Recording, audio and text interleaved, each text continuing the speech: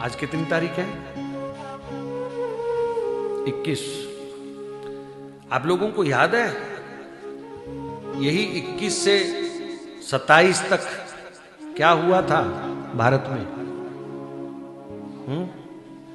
याद है क्या? साहिबजादों की शहीदी हुई थी। पूरा परिवार गुरु गोविंद सिंह जी महाराज का बलिदान हुआ था। पुराने समय में इन 7 दिनों में लोग जमीन पर सोते थे, शोक मनाते थे। लेकिन आज कैसा गंदा समय आ गया। आजकल बच्चों को, हमारी नई पीढ़ी को साहिबजादों की कुर्बानी भूल गई, माता गुजरी की कुर्बानी भूल गई, और सब अब 1-2 दिन में क्रिसमस के नशे में कूद जाएंगे, पटाखे फोड़ेंगे, दारू पिएंगे, आतिशबाजी करेंगे, महंगे महंगे होटलों में घूमने जाएंगे। क्रिसमस याद है उनको, लेकिन जिन लोगों की कुर्बानी के सदका आज हम जिंदा हैं, उनको ये समाज भूल चुका है। इससे बड़ी शर्म की बात और क्या हो सकती है। 4 साहिबजादे शहीद हुए, कितनी बेरहमी से उनको शहीद किया गया आप सब जानते हैं।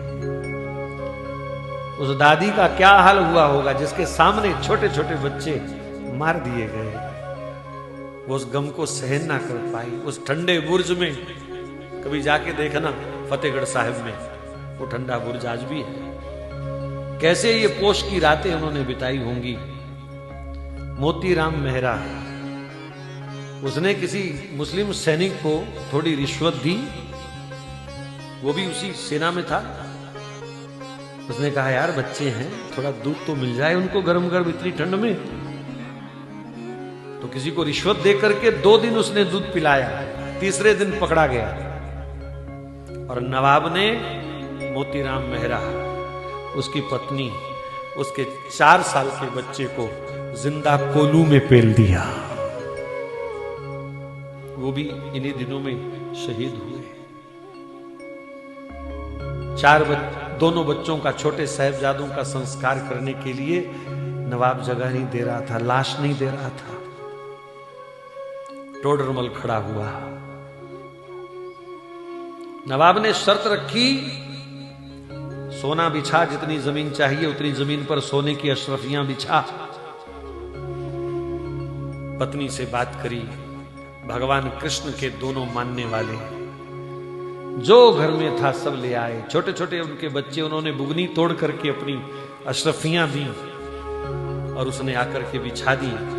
लेकिन नवाब फिर बेईमान हो गया। टोडरमल, बिछाने के लिए नहीं कहा था, खड़ी खड़ी रख, खड़ी करके बिछा, ऐसे लंबी नहीं। जो था जमीन जायदाद तुरंत उसने बेच बाच करके वो जमीन पूरी करी। दुनिया में आज भी प्रॉपर्टी के रेट कितने भी हो जाएं, पर उससे महंगी जमीन कभी नहीं मिली थी। कैसे अपने कंधे पर उसने छोटे छोटे बच्चों को उठाया, माताजी को उठाया, रातों रात संस्कार किया, और बाद में उसको भी पूरे परिवार सहित उन गंदे दुष्ट मुगलों ने समाप्त कर दिया। ये वो दिन जा रहे हैं। लेकिन मेरी पीड़ा ये है कि आज का समाज जिनके कारण जिंदा है, हम उनको तो भूल गए, और जिन्होंने हमें तिल तिल करके काटा मारा उनको हम याद रखते हैं, उनके हम जश्न मनाते हैं। इससे बड़ी गिरावट समाज की और क्या हो सकती है। तुलसी का पौधा जो शास्त्रों में तो पूजनीय है ही, औषधि के रूप में भी जिसकी कोई तुलना नहीं है किसी के साथ, हर प्रकार के रोगों पर जिसका प्रभाव है। तुलसी मुख में हो, गले में हो तो यमदूत स्पर्श नहीं कर सकता। ऐसी तुलसी जी को छोड़ करके बाजार से नकली प्लास्टिक का पेड़ लाएंगे क्रिसमस मनाने के लिए। है? कल मैं निकला तो उन्होंने सजा सजा के रखे हुए थे क्रिसमस के पेड़। ऑक्सीजन देता है क्या वो? चाय में 2 पत्ते तोड़ के डाल के पिया करो, कैंसर ना हो जाए तो बताना।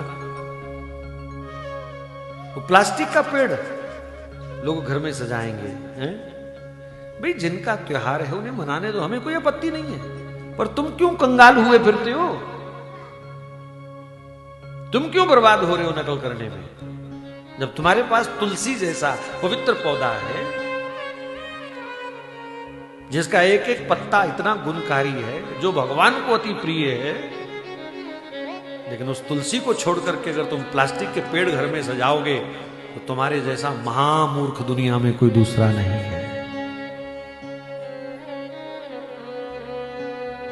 देसी घी की जोत जलाओ, गाय माता के एक चम्मच घी से जोत जलती है, 1 टन ऑक्सीजन पैदा होती है।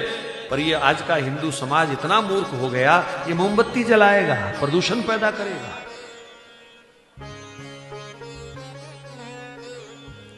तो जिनका त्योहार है भैया उनको मुबारक। हमारे तो ये 22 से 27 तक का जो हफ्ता है, हमारे लिए तो ये सोग का हफ्ता है।